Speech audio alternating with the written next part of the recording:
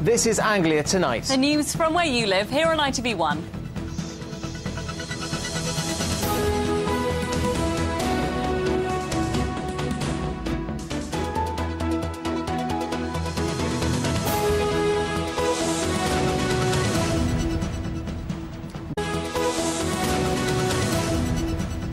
Hello from Becky and me, welcome to the programme. First, her life lasted just half an hour. Little Ebony McCall died after repeated failings on a maternity unit where staff were overwhelmed by their workload.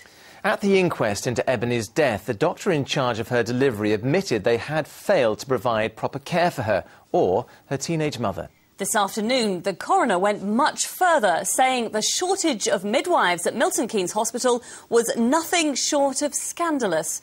Well, our correspondent Neil Bradford joins us from Milton Keynes now. Neil, a damning verdict on the hospital. Yes, the coroner is in no doubt that system failures and a shortage of midwives contributed to Ebony McCall's death. He said he was appalled by the pressure placed on the midwives that night when mothers were left alone during labour without epidural pain relief, he said, is nothing short of scandalous. He said if this is allowed to continue to happen, then the lives of mothers and babies at Milton Keynes Hospital will continue to be at risk. It's not the first time this coroner has criticised the hospital. He says there have been failings for some time. He's now referred the case to the Secretary of State for Health. None of this is any easier for the family, who are simply devastated by their loss. The tiny casts of baby Ebony's feet and hands are a powerful reminder of what this family has lost. Words alone cannot convey the pain they are suffering. During the summer, when we should be walking the baby, we had to drive around the cemeteries to try and pick somewhere that Amanda would like to bury Ebony. Here we are now coming up to Christmas, and instead of thinking about our first Christmas, we're thinking about putting Christmassy things on the grave. It's just...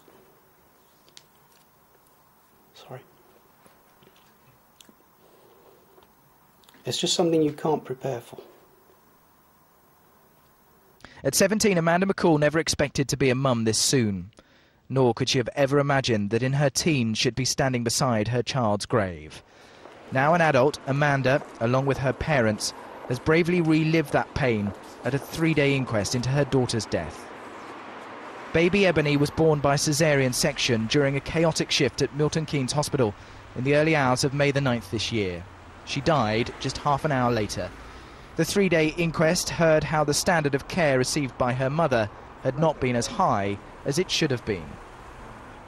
The coroner said there had been a systematic failure at the hospital which contributed to Ebony's death. Staff admitted shifts could be overwhelming at times. Women were often left unattended during labour, and there was a desperate shortage of beds, just 30 instead of the recommended 47. Something which caused Amanda even more distress. She picked up an infection. She needed 4 different types of antibiotics, including intravenous antibiotics. And the only place that the hospital could put her was back on the delivery ward.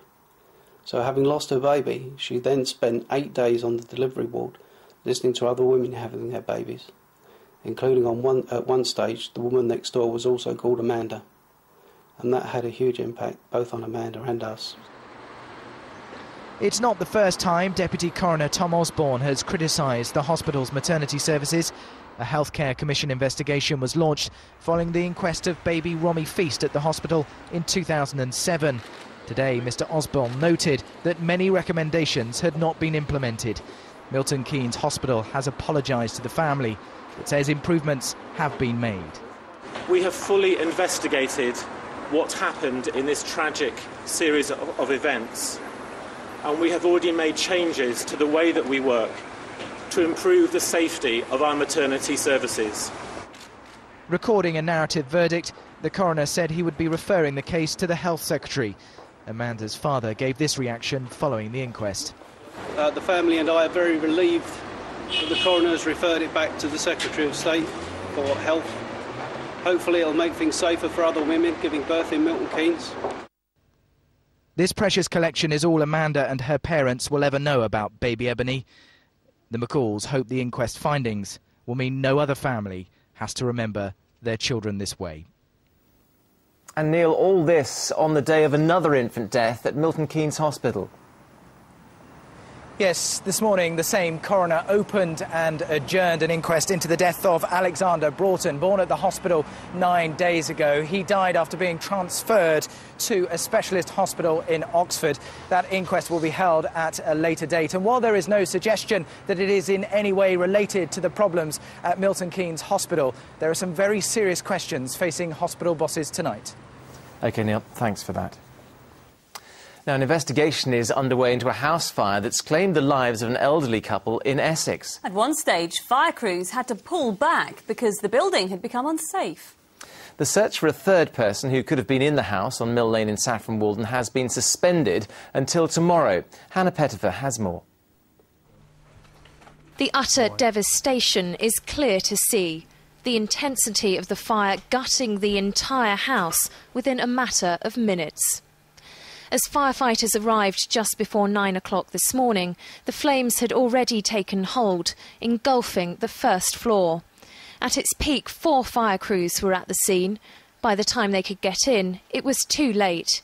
The bodies of an elderly couple were found inside. Due to a very intense fire, which has caused significant structural damage to the roof and to the floors of the premises, and also involving the basement, we've had to withdraw the crews, and we've now called in our specialist urban search and rescue crews, and it's going to be their job to create a safe working area for our crews to re-enter and to search the rest of the premises. The 2 victims, aged 70 and 80, are believed to have lived in separate houses in the same street. A third person, thought to be a relative staying with the couple, is still unaccounted for. A specialised search team had to be called in after the building became unsafe. I came back thinking that it was a cottage nearer to me. It was only when I got here I found out that it was further up the lane, although you couldn't see what was going on because of all the smoke. It's tragic. Suddenly makes you aware of your own mortality, living alone, you know, that you do own you own a lot to your neighbours.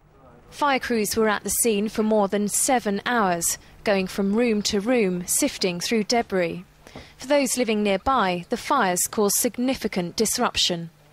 Unfortunately, the fires caused problems also with the electricity and the communications, and obviously with the presence of the fire and the police service, it's blocked some of the roads. Thankfully, with the removal of the bodies, hopefully we will be able to clear some of the space and let residents return to their properties, ensuring their safety if they have to pass by the address. At 4 o'clock this afternoon, the investigation team suspended their search. They'll resume tomorrow morning. Until all the rooms are gone through, they're unable to establish if indeed the third person was in the house at the time. Today's events have clearly left this small street in Saffron Walden in shock. An investigation's now underway into how such a devastating fire could have so quickly claimed the lives of 2 of the street's residents. Hannah Pettifer, Anglia News, Saffron Walden. New figures out today show that the number of people using mobile phones while driving has never been higher. Despite a change in the law bringing in tougher penalties in 2007, a survey has found that more people are now risking their lives and the lives of others than ever before. Emma